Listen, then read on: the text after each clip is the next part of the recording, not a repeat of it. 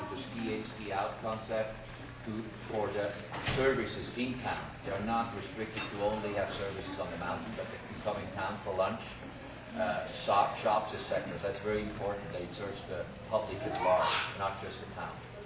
And we'll talk about circulation of that lift and how we facilitate the skiing and snowboarding back and forth. The lift at 8,500 feet long, they run about 1,000 feet a minute. So you do the math, it should be about an 8.5 minute ride.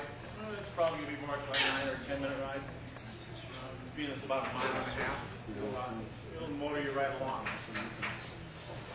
The second lift Martin referred to is the replacement of Super Cub. Again, high-speed quad that facilitates easier access for our beginners. This whole, we call it Bunny Basin, of Cub, Super Cub, is great learning terrain, great teaching terrain. Some of the best teaching terrain I think we have in the Sierras. We have the little panda carpet, we've got the Cub Meadows, and as you ramp up over towards the east, towards Super Cub, it just gets a little bit steeper as you go around, which allows beginners to just progress around that hole before they get up on the upper mountain. Super Cub, again, will be built as a high-speed capacity lift, 2,400 people an hour, but we're going to run it at probably 750 feet a minute because we need to make sure we load every chair with beginners that don't typically load that well. And as you know, Cub and Super Cub have a capacity combined of about 2,000 skiers at manufacturer's recommended capacity. Realistically, we're probably getting about 2/3 of that out of those two lifts. We're running at 300 feet a minute. We miss a lot of chairs. It's a double share. They have that center pole that is real problematic for beginners to get on. So with the addition of Super Cub, we'll be allowed to run, when that chair comes in, how slow polar comes around is take another 2 seconds off of that time to get our beginners. So we had 8 or 9 second load, but we're still carrying that capacity and increasing capacity. So Cub lift will take a second seat to the new lift and only run as an overflow capacity lift when we're really, really busy. This gray area is a trail recontouring so that we can get off the Super Cub lift and across the over the top of the half pipe and venture down into Cub Meadows. So we're not losing any terrain. In fact, we're probably gaining another beginner trail from the top. It's not very utilized now. So lifts, lift 2 is the village lift, and I think 3 was Super Cub. On the trail side is in your handout is projects 4 through 11, and they're kind of scattered around the map. 4 is a recontour of Spring Gap, and everybody gets pretty up in arms. Oh, you're gonna cut a trail right across Portage Bowl and Groovy Gully, and you're gonna change that. And it's gonna be not gonna be good skiing anymore for the experts who come straight down that terrain. The proposal is to. Sorry, I gotta get oriented again. Go over there. Split. Yeah. Okay, right here. Yeah, right there. So what we talked about earlier was access down to here to recontour, and this is actually Spring Gap. So coming down Spring Gap, currently that road, the upper section of the road is generally closed, and we use it for snowcat traffic or motorized traffic in the wintertime. The center section would be the section that crosses Groovy Gully on the bench above Groovy and below Portage Bowl. When you make that cross section over to Spring Gap, it gets steep again. We call that the lower section. The middle section does not change. The proposal is to widen and reduce the access into the upper part of Spring Gap. And we do that by going up towards Bear Chair and Puma Chair And if you look up there in the summertime, there's a big crown. Probably got some lava in there, as we all know. It's kind of a lava cap in most areas. To lower that down and carry that fill down that upper section of Spring Gap and take the steepness out of that. So it's going to widen from 1 cat width wide to probably 2.5 cat widths wide. And there will be some tree removal on the lower side of that. On the lower section, so now if you come down, we've crossed top of Ruby, and we're now entering the lower section. Again, there's a crown that comes in. And actually on the skier's left, as you come down, there's a road from an old, I don't know if it's a logging road, a lift installation road, but we would bench down to that road, and again, take that fill and move it down. And so lower Spring Gap then becomes 2 to 3 cat widths wide at the beginning, and as for beginners, as it gets less steep, it would narrow down. And right now it has another goes down and another hump, and we would cap that hump off also, so it's a more continuous grade. So the piece with these next 4 through 11 projects, generally one of the major deficiencies of Bear Valley is we can't, after a beginner learns to ski in this great bunny basin area, their next move is pretty significant. They can't go to the top. They can't get to Bear Top. There's only blue trails off of that.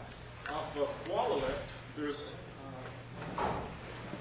only blue trails there also. And maybe a blue-green. But it's a pretty big jump when you figure from this lift to get on Kuma or get on the wall. So the concept of most of these 4 through 11 is how do we get our beginners, which is a big chunk of our business, almost 50% of our business, we call, everybody knows we scan every ticket pass almost every time. As problematic as that is for the skiers and the occasional missed chair, not for discussion today. We need to facilitate those guys and give the beginner skier a greater opportunity to enjoy more of Bear Valley, just not Bunny Basin, because we lose them in there. They come to learn to ski here, and then there's not much intermediate terrain or access to the top. They get bored, they go someplace else. So adding the Spring Gap and number 5. The whole document. This is how it's so shown. Thank you. Blast it out. All right. Okay. Let's pick it up. Anything up? 2, 3, 4. Okay, 6. Well, let's go to 6. We'll find 5 here in a minute. 5 is probably my biggest, let's say here. It's what I think will help out the mountain in the biggest portion, because it drives a low intermediate to beginner access, which is right up the village lift to get up of Koala Rocks. It allows you to get down back to the base area if you're a low-level skier. First time beginner, probably not. But you come off right now, you come off of Bono's Alley down to the big green water tank, hence the trail's name is Water Tank. And there's 2 peaks, or 2 ridges and 2 valleys in there, just little humps and some alluvial fans. The proposal is to take and just cap off those ridge tops and potentially fill in the holes.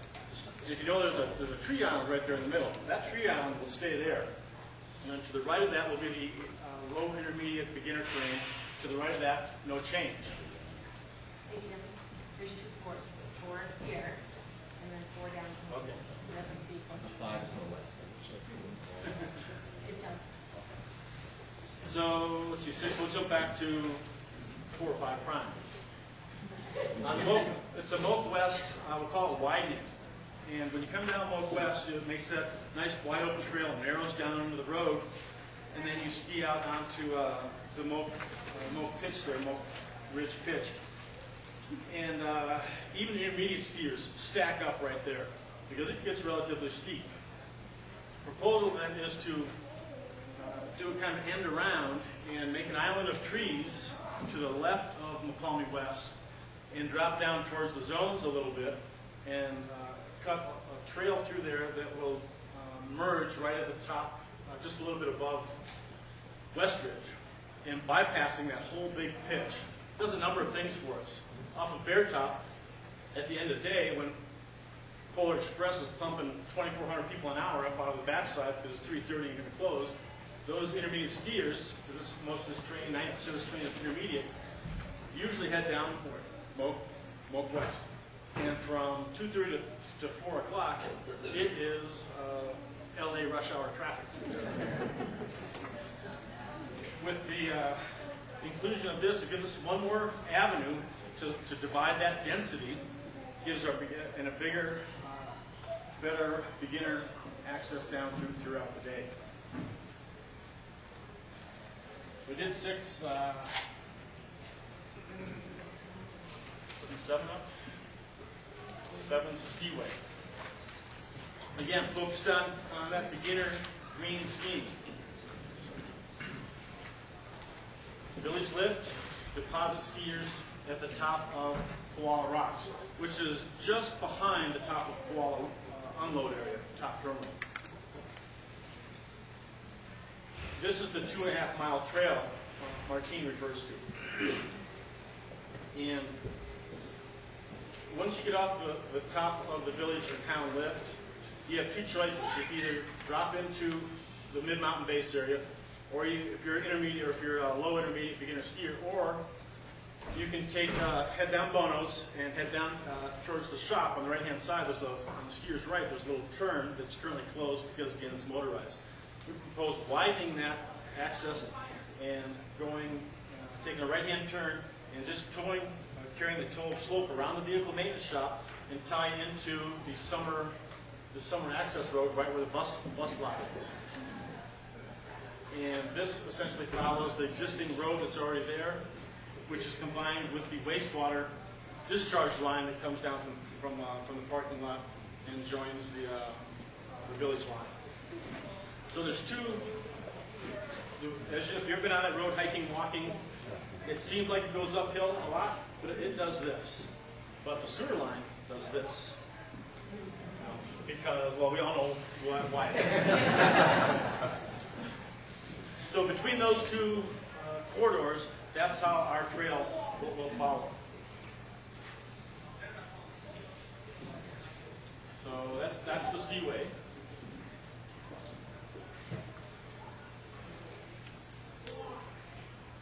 Okay, this is stems up to the more intermediate and advanced skiers. And we have, everybody knows right now, when you can head down Touch Run and bail off to the right in a few different areas depending on soft boundary, hard boundary. And it's Apple Bunkers, Schoolhouse, probably another half a dozen to a dozen personalized names through here. But the 3 primary feeders back into the town are going to be going through a common area. And there's 2 things we're going to talk about: common areas and open space. These 3 fingers, we call them, are designated as common areas. And back in the early vision of the development of Bear Valley Town Village, there's several access points back into town that were originally designed and designated for skiing. So we proposed through the BVRI to allow skiing to return to those particular fingers and access back down to essentially Creekside, at which point you can come back into, join the skiway, back down to the village lift. So this brown area, which is the East Bowl Pod, upper East Bowl Pod, only goes down to that road, adds about 110 acres here, but this whole, all the way over to the skiers left of Home Run Lunch Run, adds about 470 additional acres to our 1,200. It takes us up about 1,750 acres, rivaling most ski areas in the Sierras. Martine, remember, it's just slightly smaller than Kirkwood. We are slightly smaller than Kirkwood, Alpine, Squaw. We are larger than, obviously, Dodge is this. We are larger than Sugar Bowl, Homewood. etc. So we're going from 1,150 acres today to 1,750 acres. With this expansion of Aquablanca Schoolhouse, Upper East Bowl, which become patrolled terrain, therefore also controlled terrain into the village. So we don't have the trespassing anymore and all that stuff, which happens today because people ski down there, locals primarily, who know how to get there. So the fingers will require some tree removal, not a lot. We want to maintain as much natural glade skiing there as we can. But if you've been through there, it's a little thick in a few places, and we'd like to work with the Forest Service and thinning that out, keeping in mind the habitat concerns, environmental concerns with that.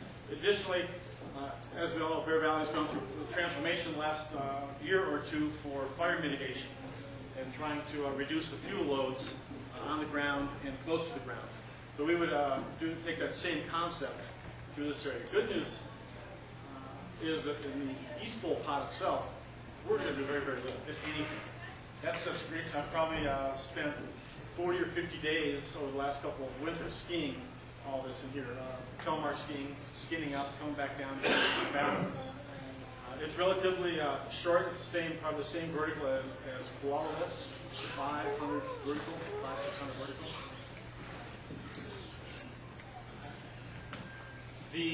This area right here, we kind of refer to, so we got the fingers, we refer to this area as the thumb. And because when you kind of look at your hand up there, you got the fingers coming down with the thumb over, as you look up from the village and town. Thumb to the right. This is open space, and we've worked with the county, in addition to the snowmobile trail, this is going to use open space, paralleling the lift. We've been working with the county, working with the county to allow us to groom and ski on the open space. The thumb drops onto Creekside and then has to drop into across the road, because whenever High Camp or Black Forest gets developed, the road's going to be plowed up further. So we'll have to take our skiers and go up and around on the north side of that development, and then back down, somewhat paralleling the creek, back down again to the lift terminal. Hence, we call this the Village Skiway. And that was number 9. So 10. Just a home run on the home run, lunch run, number 9 improvements. Very, very little improvements. We just want to make sure that we have the ability to go in and do some minor enhancement, no grading, just, well, I shouldn't say no grading, because part of this is when we talk about number 10. The stream crossing. Thanks. So just remove some selective trees to kind of open up some of those a little tighter corridors for the intermediate skier. So we have a stream crossing, and it's not an annual running stream. It does dry up, but we propose to cross that with right now it's a snow bridge, and we build that snow bridge. We have to wait for 50 or 60 inches of snow on the ground before we can make that snow bridge. Then we rob all the snow from the uphill, downhill side to create that snow bridge, and we have to wait for it to snow again before we can open that terrain.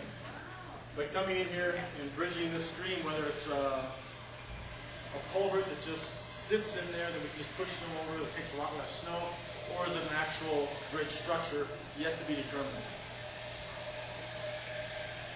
Second piece, of moving on to 10, is the traverse.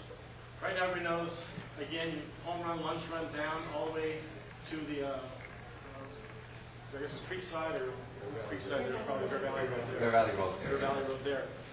You hit that hole, and any other time you think that's not uphill to get back up. But after a day when it's 45, 50 degrees out, and you're shedding clothes and you're sweating bullets, climbing up that little ridge, you realize, that's a steep hill.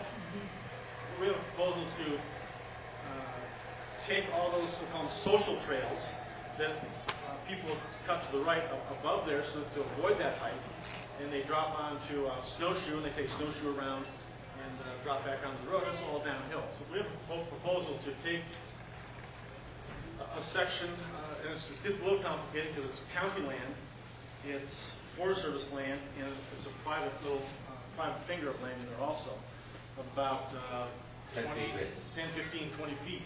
So we're working with the homeowners in that area to give us an easement across their land. So we go from the forest onto private, over the private, onto the county road, and we're back on the snowshoe, back down here. So it's all downhill, no more walking up the hill. To orient you, that's where Johan's Norwegian housing on Snowshoe, that's where he will come out. They go down Snowshoe. Probably everybody knows that house. Is this a good moment for me to ask a question? Looking for I 11. am listening very carefully to this. Yeah, 11 we kind of already. Oh, excuse me. Question, I'm sorry? This is a good moment for me to ask you a question. Okay. We have that Norwegian house on this finger Okay. of London. You're talking about the possibility of a bridge. Are we going to have a bridge in front Well, of it's this house? a temporary, it can be, they make them now so you can put them in and take them out. That's Martin? further up in the creek. Yeah, we haven't fully decided yet. It can be just a snow bridge, which means push snow. A snow bridge, just push snow. Yeah. I think that's, I know that, understand that's definitely your preference. Oh, absolutely. Yeah. I may have misspoke, the bridge, the upper,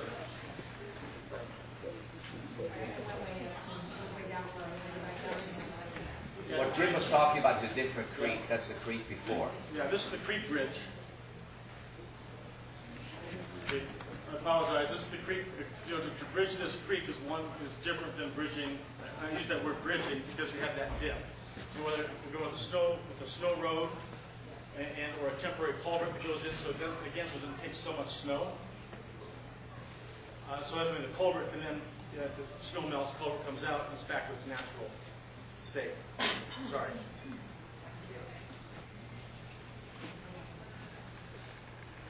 East Bowl, we had discussed very little, it's 110 acres, very little tree removal in that area, no grading except for to enhance the skiway. There's 110 acres of just great bowl type skiing, tree skiing, blade skiing, rocks, cliffs. It's pretty special. I guess it's pretty special because it doesn't have much track system. So I've got my own little private ski area for 3 years now. Okay, moving into skier services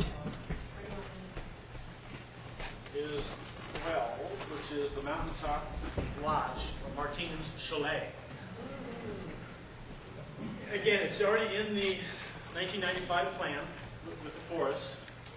Exact location yet to be determined, but somehow it ended up at bvear808 with access from the polar, access from Kuma and Bear Chair.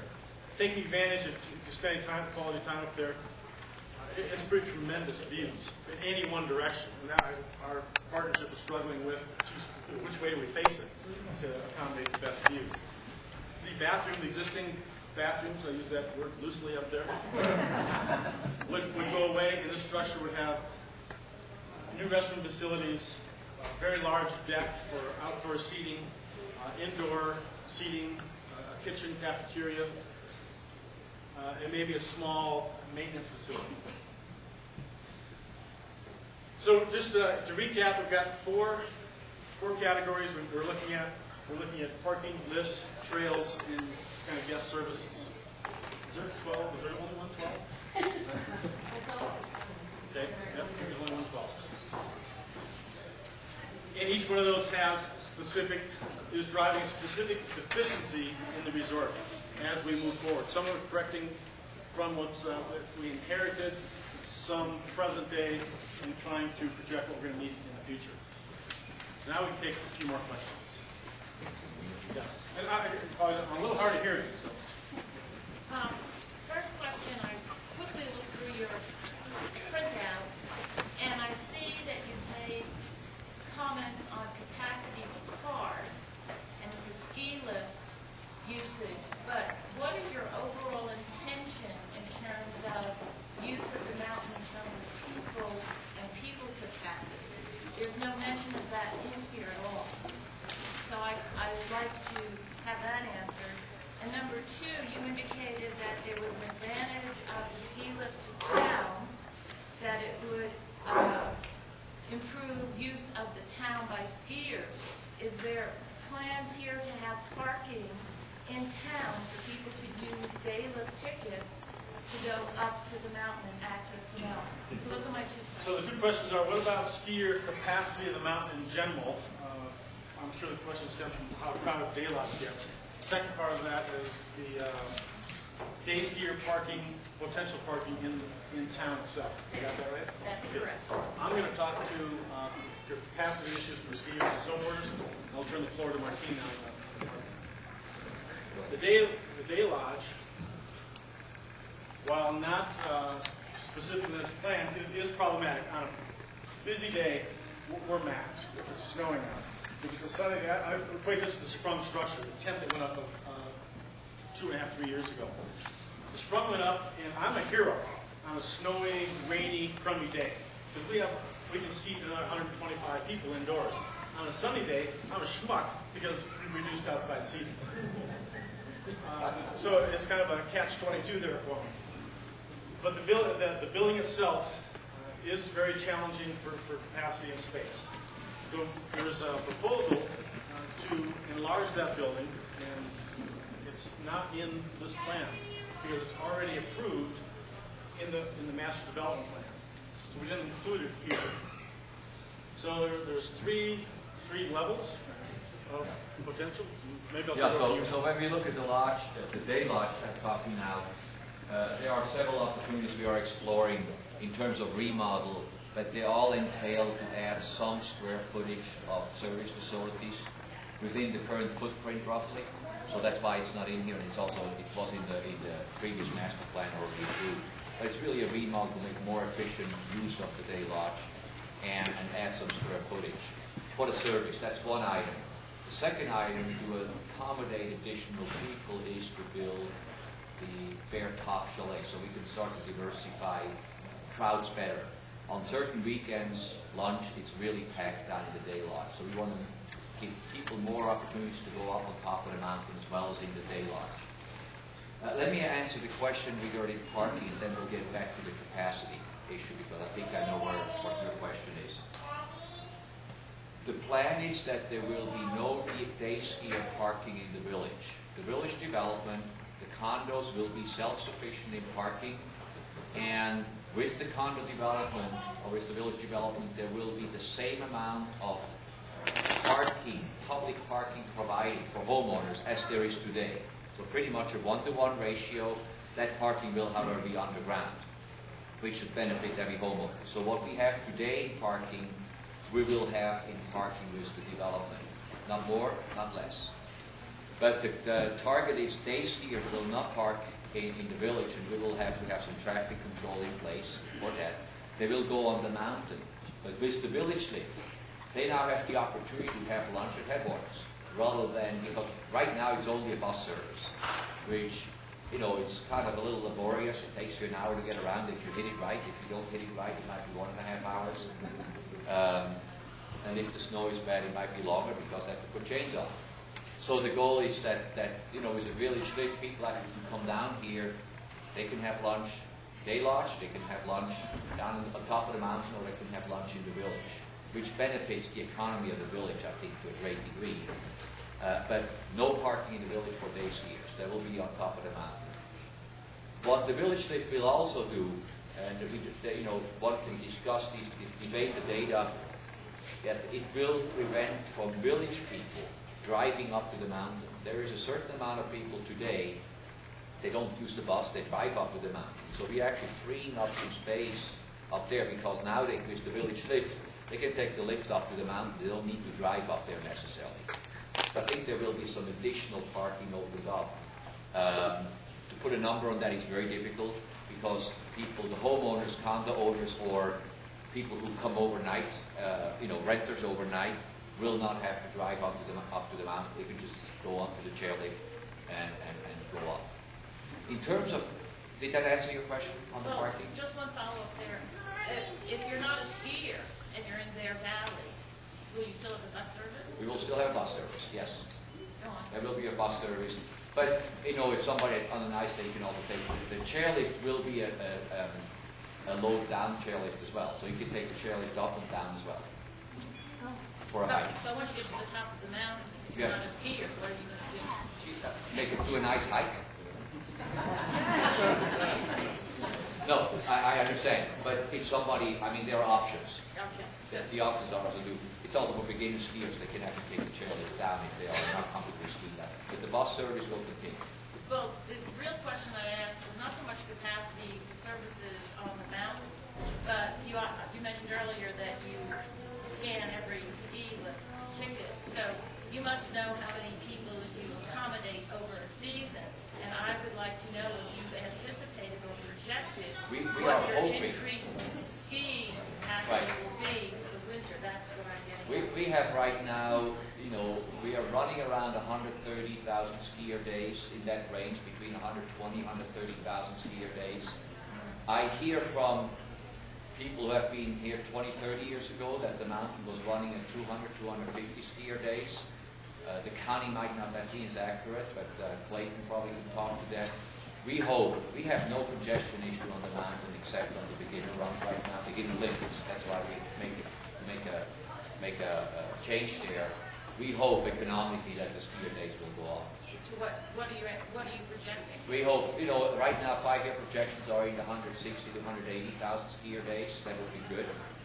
I'd like to see it even higher. The mountain and the terrain is large enough to accommodate much more. I think that it's more of an issue. Are they coming up here?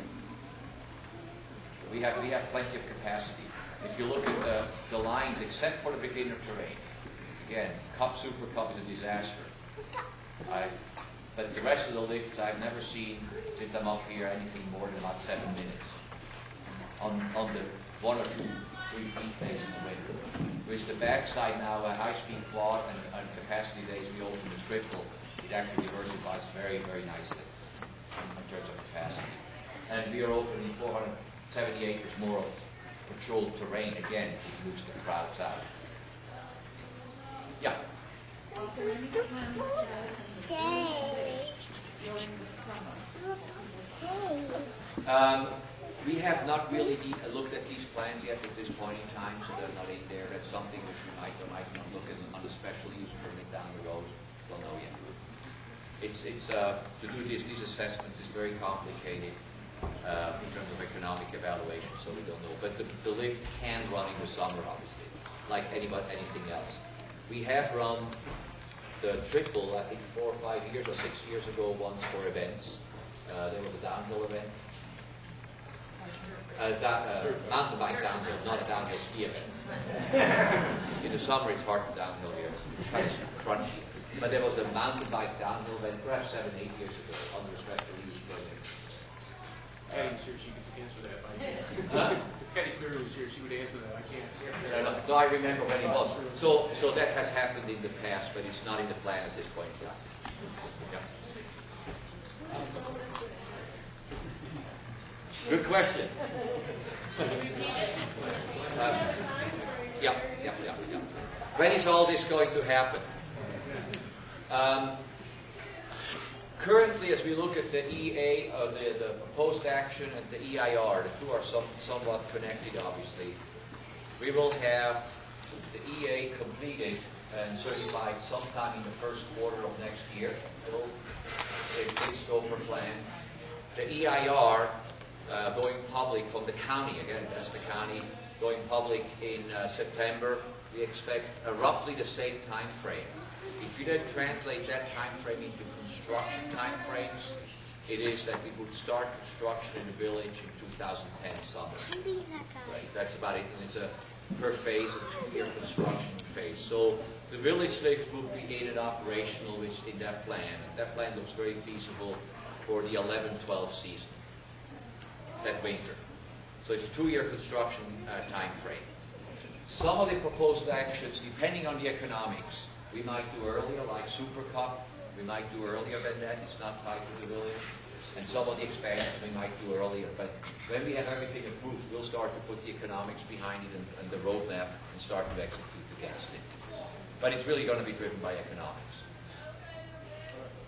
Yeah, Jim, I heard you say that that you weren't so concerned about the advanced skiing because we've got plenty of it down the road. But the truth of it is that that takes a long time to get open. Some winters it's barely open at all. A lot of the time it's not even skiable when it's open unless you happen to get powder. So my question is much more about the future. Is there any capacity to move out further into the more advanced areas that we've all been hoping would be open? So the question on the table is, Lower Mountain is great skiing, Grizzlies, wonderful place. Takes a while to get open, takes a lot of snow, a lot of big granite domes down there, boulders, trees, stumps. And it's lower on the mountain, in lower elevation, it's even lower than the town. It goes down to about 6,600 feet. Well, what can we add to the mountain over in the future that would help facilitate? So right now, I call Bear Valley is kind of an upside-down mountain. The steep skiing's at the bottom instead of the top. In the, again, the 1995 plan we talked about, and we talked about the shelf life of the master development plan. In the master development plan, in order to reinitiate that, is pretty significant and substantial. So probably in the next 5 to 10 years, we're going to have to look at a new master development plan. This will be probably the only amendment the Forest Service will let us do to this plan because the shelf life is nearing its end now. So the next round, we'd like to get pretty heavily involved in this and get it off the ground. And then we look at, okay, what's happening for our future? Is King Belmont our future? Yes. Well, I shouldn't say yes, but probably. It could be proposed. And it's just problematic in its own because it butts up against the wilderness area. Forest Service, not so much this forest, but I know forest that I'm familiar with before, look for that buffer. We want a buffer between us and the wilderness area. But there's a lot of other areas we can go to back towards Mount Reba. The zones come into play every now and then. We talk about a backcountry program where's Aaron? Aaron Johnson's here. So Aaron has the ability to take people in groups out too. So we'd like to work with Aaron to figure how can we best, Bear Valley outbound skiing, the soft boundary, hard boundary is fantastic. Again, rivaling anything in the state, in the Sierras. So yes, I think that it's hard to project that far into the future. We've got a 5 to 10 year build out to make this happen. Someplace in there we will look at it and say, okay, so what you're asking is like, what's our 25-year plan? No. Yeah, I just didn't want you to sit and think, oh, we've got all this expert skiing, arid terrain, when in fact it's really not available most of the time. So. Well, that's a good comment, but That's Kate's just a wrong. bigger comment. I love what you've got planned. I just think this is fabulous. The King's Realm, and we had that question last time with Patty as well. It was in the 95 plan taken out as an expansion when the bottom was running. So in the current planning horizon, master plan horizon, an expansion beyond the boundaries is not envisioned. 10, 15 years down the road, the next master plan comes, we'll look again. Again, we're going to have to look at the economics, how many people actually ski up here, etc. We have been, just one more quick one on that, is we have been working with the Forest Service to establish some additional winching anchors in Snow Valley so that we can groom it more often and more regular and maybe a little sooner because right now it's a little tough when you get the first half and then you get down to goat trails and there's really not much to anchor to unless you know there's a cat in there and it's challenging. So Clayton and John Mahan will be working out that anchor situation. So then don't take Kodiak out. I'm sorry? Don't take Kodiak out. It's going to reflect on Grizzly. Yeah, exactly. I have a question to ask you. I came a little bit later. Are you planning any increase in the parking capacity at the mountain itself? Yes, that was the first thing we talked about. So the question is again, mountain parking capacity. We intend to add about 200 spaces to the mountain parking, existing mountain parking.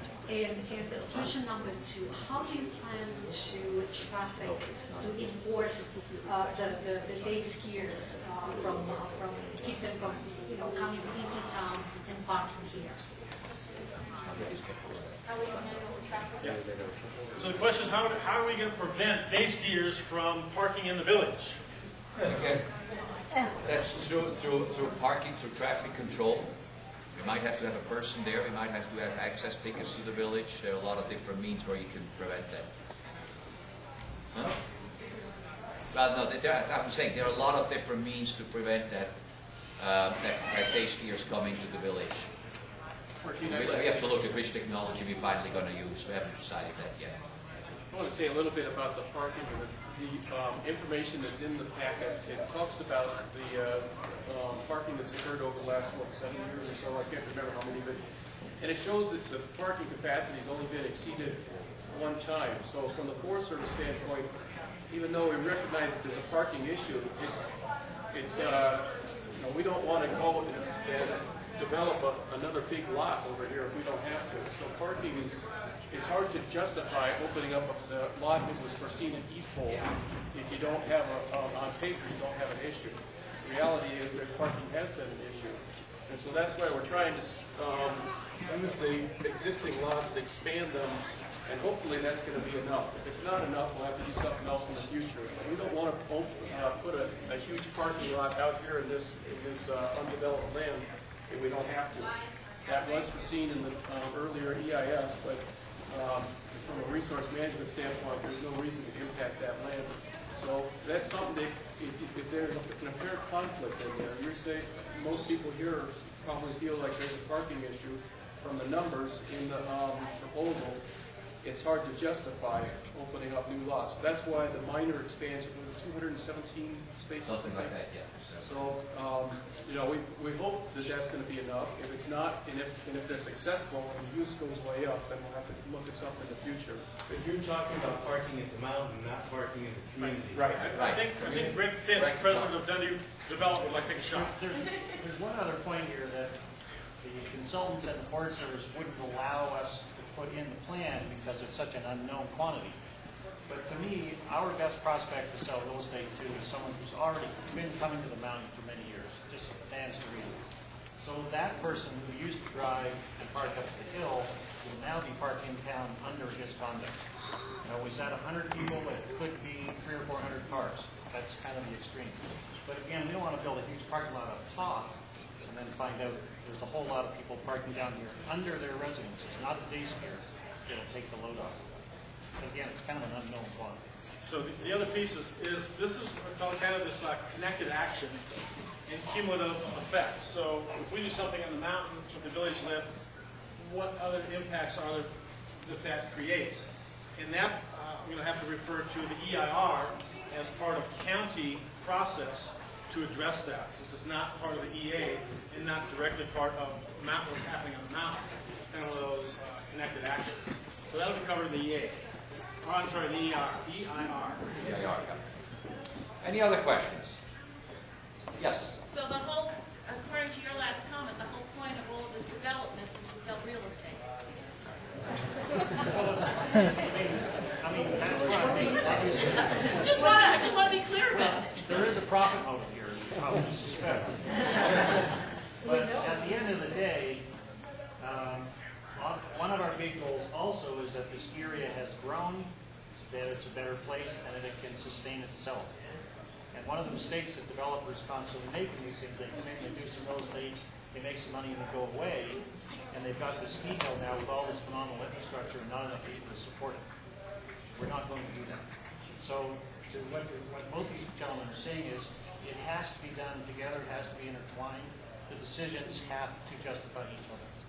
So at the end of the day, 10, 15 years, this area should be a much, much better place than it is today. But to do that, it needs more people to make it economically feasible. It's right now in the margin. The proposed lift addition with Village Lift and Super Cup is roughly $12 million. The mountain can't, with 130,000 skiers, the mountain can't support a $12 million investment. That money's got to come from someplace. So yeah, so we've got some people kind of heavily focused on the real estate side, because that's what's going to buy us a lift, or 2, or 3, or 4 in the future. It's what's going to put a new bear top building on top of it. It's what's going to allow us to really take a creative and get out of this box that we've been in for the last, the 3 years I've been here, plus the 12 years prior to that. Something's got to happen on the mountain. And it's a catch-22. You improve the lifts, you get more people, but the town can't support more people. We put the village on a pedestal, we build a great thing down here, now the mountain can't handle it. So it's kind of got to go hand in hand. But, yes, we're selling real estate. Any other questions? Yeah. I think I've just heard that a lot of the goal is to aim for 50 to 60,000 additional skiers over the season in the next 5 years or so. Yet this is at a time where most people think of it as a recession, and it's possible that gas prices may go up to over $5 a gallon, despite the fact there's been a temporary drop. It would seem like those things are counterproductive to basing all of this expansion and upgrading on the assumption you're going to get a lot more people choosing to drive a long ways to come here. Yeah, I think I would look at it slightly different. I mean, we can debate if we are in a recession or not right now. I think we are either very close or we are in one. But these are cycles. We go through that in a cycle. The cycle might be 2 years or 3 years or 5 years long. I don't know. I have no idea. But overall, we got to get out of that cycle and we'll go back in a growth cycle. And so the timing, you know, if we get 60,000 in 3 or 5 or 8 years more is not as relevant as where are we going overall with the product, with the mountain and the village. And when we look at our market, target market, which is really the wedge from here, we sort of draw a line to San Francisco on one side, or from Bear Valley to Monterey. That's sort of our wedge of target market. We have a very strong presence in that market. That is a huge market. I think we have a very strong growth opportunity in that market. We look at where the growth opportunity come from. We still have a lot of immigrants coming in, different ethnic groups, Latin Americans, Asians coming in. They're starting to take to ski. So I think there's a real growth opportunity in this market. If you kind of take away a recessionary downturn, which for me is that's a temporary issue. We are not going to be in a 20-year recession. I don't expect so.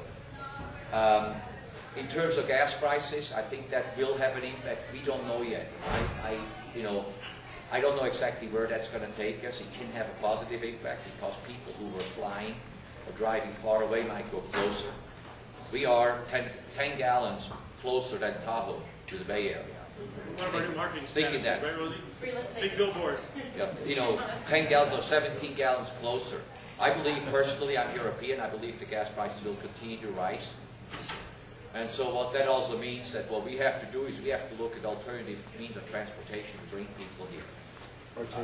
Bus transportation, etc. There's something in development around Copperantos. There's a lot of big developments down in that area that will feed on here. Yeah, so that's another thing. There are developments down the mountain. Copperopolis is the biggest one. I don't have numbers how successful they are, but they are trying to bring an enormous amount of people in. These are day skiers for us. There are several developments on the Highway 4 corridor. If you look down in Arnold, below Arnold, these are day skiers for us. So I think that when you look at this area, if it's done right, the future is actually pretty bright.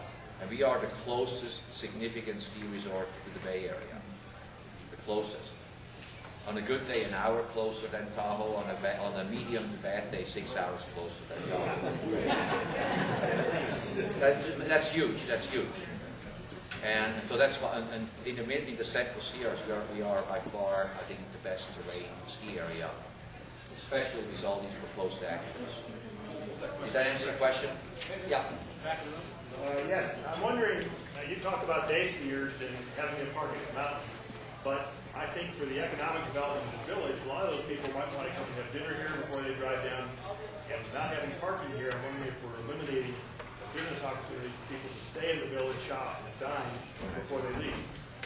The way we've designed the parking is our intended uses. We have so many condominiums, so many restaurants, so many shops, and all of those uses will be parked under the buildings.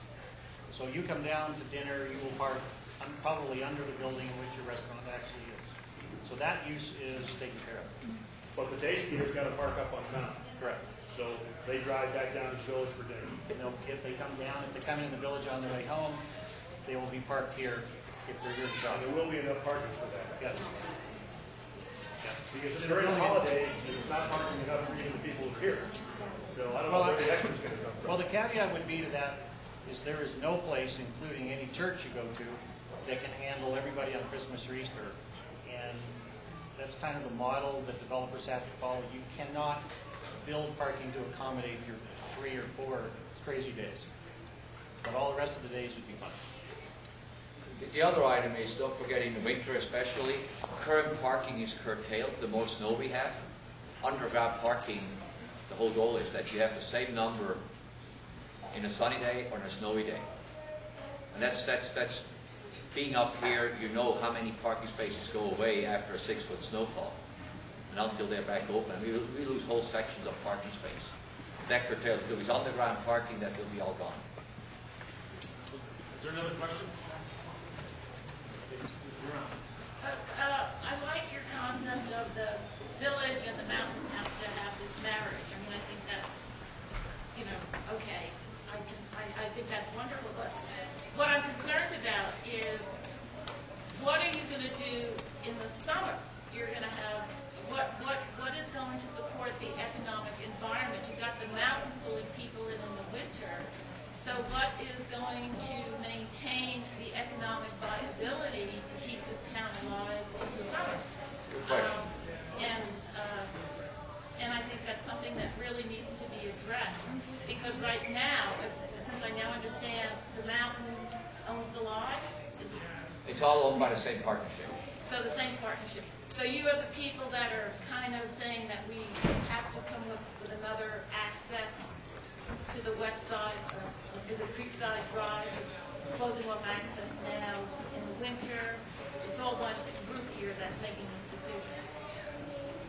No name road. In other words, no name road. That's part of the village development. That will be all discussed in the EIR. Okay. That's the county actually who will propose that, and that's going to be discussed. So everything with the village, development, roads, pathways will be in the EIR, and the I public hearing understand will that, start. but you're the entity now that's Same entity. responsible for that. It's no longer Chuck that we can Chuck is part of that. But no, it's a partnership. You're absolutely correct. So the same partnership with this Tennis Gather Breeding, Helgerson, Dundee Corporation, and Radar Partners. Same partnership with that is there. Yes. So what are you going to do for the summer still? So right now the plans are, besides the development, we are not looking at, we are thinking a lot about what can be done, but it's really the same attraction we have today in terms of summer attraction: hiking, biking, music festival, canoeing, kayaking, fishing, etc. We're not going to go to the motorized water sports. We don't have that up here, and the lakes don't allow it. We have a very pristine environment. And so we are not really we're not looking at putting a theme park up here at this point for the summer, like you see or a casino or any of that stuff. We don't even have the property for that. So it will be the goal is to maintain that Bear Valley family resort environment. But if you're going to develop restaurants and shops for the winter use, You got to maintain a critical mass year round. Yeah, Absolutely. yeah. We understand that the shoulder season, we're probably never going to fill in May, in early June. We're probably going to really struggle with late October or November. The critical mass developed through the summertime. The mountain is here to support town, town's here to support the mountain. If there is a schedule of events or things that we need to do, the village needs to come to the table, the town needs to come to the table, and we need to develop that as a team. It's not the mountain's responsibility necessarily to drive what the village does. This is a partnership. Again, it goes back to that marriage. So the business association, the bvear808, everybody, we're looking for how do we make Bear Valley be what it was in its heyday. Let's get that spirit back. And that's looking at these people in this room to help us do that. And that's, it's easy to say the point, but these are, you have to do So, that. by the way, there's a key point here. The village has independent business owners. So while the development properties are owned by multiple people, actually, there's other commercial properties in the village which are owned by other people, not by the partnership. All businesses here are owned by independent business owners. And they, and we have a business association which works on events in the summer. Some of them come from the school, etc., etc. But it's not, a theme park is not in the parks. Grandma, way in back. What would it take side bowl earlier than opening up the chairlift. That way you stimulate a wider base and perhaps bring more people here. That way you make sure you build that. Apple bunker, you mean, etc.? Yeah. I'll take If you Yeah, expand East it Bowl. beforehand, Sorry? if you expand it beforehand, and people realize this is such a great thing, maybe that will stimulate wanting to have a condo in town, and wanting to build that building. Yeah, East Bowl is a little problematic right now. One, it is east-south facing, gets that early morning, all-day sun. Second, so it would open about the same time that Home Run Lunch Run opened, even though it's not quite as steep. Second is it's a long way back down to the village on the skiway. Remember, it's that 2.5-mile trail. So to isolate one pod, most likely the best pod to operate on would be something north-facing, which is probably something off of Koala, if that were ever to be an option. So north-facing is much more, much easier to open, earlier, takes less snow, and the trails have already been essentially developed for snowmaking. East Bowl, no snowmaking. The other thing is Apple Bunker Schoolhouse Run today are soft out of bounds. So for the locals, people who know it, they can actually legally go down there. What soft out of bounds means, it is not patrolled. But the ski runs today are being used actually by quite a few people. I know one of them very personally. The question here? Yeah, what I've been hearing is that we're going to open the village up, expand the village, expand the mountain, and a lot of us are, mountain bikers, and I heard no discussion of opening up the mountain in the summer. Is that not an option, or have you discussed it? Mountain is currently open for mountain biking. It is? Okay, but you're not going to do what some areas do, lifts, operate lifts and that type of stuff. Right. We haven't thought through that yet. We haven't looked at the economic models of that yet. Her point of, And it's something which could happen down the road. We would have another discussion with the Forest Service, but today yeah, it's that's not. what I'm saying. It's not in this proposed actions. Right. So that's at least 5 years down the road. But the mountain is, as Jim said, is open for mountain bikers today. There are trails going up there to the side. Yeah. We'll go here. Did you say the village lift and better on the first condo development was open? Yes. The question is the village lift parallel essentially the first phase of condominiums? That's correct. The first night someone sleeps in a new unit, that lift will be running. So I assume I just wondered with the current economic downturn that has slowed that as well. Well, actually, the projected time. The first time in my real estate career that the dragging out of the EIR has been a really good thing. If we have a $70 million project under construction now, I wouldn't be sleeping well. But I think looking forward to this gentleman's question, where are we in that cycle? Right now, if we started really planning next year, in 9, to start building in 10, right now, that feels pretty good to us. The world should be brighter by then. And actually, some of the things are going to be a lot easier to do. It'll be much easier to find someone to build it in 10 than it would have been in 07. So, there's always gives and takes. Aaron, is there a question? Not so much a question, but I'd like to make a suggestion to both the developers and the Forest Service. That as you're going forward with developing, increasing chairlifts, increasing room runs, that you very seriously start to consider your impact in terms of resource fuel here on the local environment. And I'm just not seeing it so far in the EA. And so I think that we're starting to learn the curriculum is putting in wind turbines. And so things of this nature, it doesn't have to be specific like that, but to address your snowcat use. I'd like to if the Forest Service can stand in as well as a liaison. That type of So, Repeat the question. I had a hard time. So the question on the table is, it's an overall environmental umbrella, is what are we doing to reduce our impacts, whether it be energy efficiency, energy use, recycling, building green, that kind of. It's not a question, just an encouragement. That's a comment. At this point, it's not. So I still want to comment on it.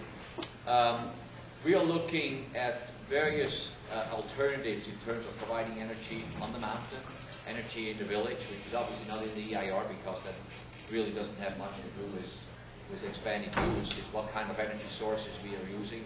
For example, for the mountain heating, for a remodel, we are looking at what is that stuff called? The chippable? Biomass. Yeah, biomass instead of diesel. We are looking at clean fuel for the snow cats, etc. So there's items we are starting to look at to make the mountain green. We are looking at the same opportunities, different type of energy sources for the village. When when engineering design starts, that's when we're going to put the pencil down. Great question. The radar guys. Radar guys are involved with Climate Perkins, one of the big venture capital firms in the Bay Area. Their real focus now is environmental, green, and they're working on fuel cells, wind power, solar power. They're involved in a lot of that stuff. And our partner, one of the radar guys, is telling us he's going to bring as much of that as is feasible with him to this. Which is great. That's a great marketing concept. Oh, yeah. You'll get more people out of that. So we appreciate the comment, and it's I think it's good. That's very important. this log. No, our vision is sort of that, right now we're the premier family resort. I want to see that go to the premier green family resort. Yeah. Whatever green, you want to call it. Hold that thought. Another question, Pat? Okay, sorry. A couple of 3 items that I'm not going to ask. Number one, if the EA doesn't get acted on this amendment for the mountain within this 10 to 12, 15-year time frame, you have to go back for that. Okay. If this EA, this amendment to the plans that have been in effect for the last 10, 12 years, since 1995, don't get acted upon within that time frame, do they have to go back to square one and start the process all over again? That's a good question. It's a kind of the shelf life of an environmental analysis, and it really, things can change. Generally, we like to call shelf life about 5 years or less. If nothing changes, and things do change, if things change to some extent, we're not really sure. We do a supplemental information report, depending on what the issue is. Like, for instance, the forest got a new botany list for what are sensitive species, and we have to do, if we do new botany surveys on the mountain where there's claim development and there's no new changes, then we probably wouldn't reopen the environmental analysis. So it really is resource dependent. If their plans could change in 5 years, and we want to reopen it. So hopefully it wouldn't mean that we'd scrap everything we've done. We'd just build on it. We'd get new information. And if there had to be adjustments, there's probably some 3 years, 5 years, we'd probably get some good ideas too. So yes, it can change. It doesn't necessarily have to. It depends on whether the proposal changes or whether environmental circumstances change. Second is, what is going to be the proposed cost of this lift ticket from the town to the mountain? No information. We have not done any pricing down the road yet, even season passes. We can tell you that season passes for this coming year are the same, this year are the same as last year. But that's a lot of factors, and we don't do that pricing that far in advance. And then the last question I have is it possible, with all of your resources, when you talk about the skiway, to at least, instead of using a topographical map, put out a map that proposes it along existing roads within the village here, so we kind of know what the points are where the skiing is going to be, because I'm having a difficult time orienting myself with this map. You may have noticed it's not facing north right now. I know, it seems like it was put in backwards, but, I mean, I've never been good at reading these maps, so. But I would like maybe just, even just like a... We have about 55 versions of different maps. We looked at everything, topographical map, plane maps. The roads are actually here if you're close enough. But I mean, if you just cleaned up and just like if you did a Google map question, it tells you turn right here, turn left there, and then show you the little thing. If you could just do something like that, put it on the website, that would be This fantastic. will eventually hit our website, and once it's the website, we may be able to add a little more detail to that. It's Just probably not going to be tomorrow. No, just so that we know what we're all talking about and we can all visualize it within the village. Will it ever be as interactive as Google MapQuest? No. No, just put the plan, the route down. Okay, any other questions? Yeah. How many parking spaces are you providing to each homeowner, and will there be a charge underground? No, so the current homeowner, we don't answer that? No. That's the one that has parking spaces for the It'll be homeowner. that's kind of an EIR directive. We will answer, we have that question in the ER, the county will have that, but the principle is the same as today. Same number as today. Roughly. But that will be in the EIR. Let's get back to Forest Service questions here. Well, all great comments. We really appreciate everybody showing up today. Martina, Bill probably have some closing thoughts. Yeah, so I just want to thank everybody for coming here. This is really an important start of a process. If you have any questions, submit them. You have the forms. Bill talked about that. Also, as you know, I'm in the village a lot of times, so I know some of you will corner me somewhere in a bar or in a restaurant. But please ask. We want to get dialogue started and continue and ask questions. That's a very, very good piece. Also afterwards, Clayton Rasmussen is here. I'm going to stick around. Jeff Mack's here. Rosie's here. Is John Mahan still here? Yes, he is. He's just not here. Okay, so we'll be available for sidebars. Bill? And if you want to, if anybody wants to be added to the mailing list now, you can write it on my notebook here, or just tear off a page and write it on the back there. There's information on how to comment. You can do it either email, you can send it to our Stanislaus National Forest website, or you just write us a note and send it to the district office. The address is on there. And I think it should have a date in there, I don't know offhand, by which we'd like comments by. I think it's 30 days. 30 days. Comment. So I think it's going to be 30 days from whenever it goes in the paper. So September 19th. Thanks, John. So if you can get us the comments, we appreciate it. And there's some more packages up here if you need them.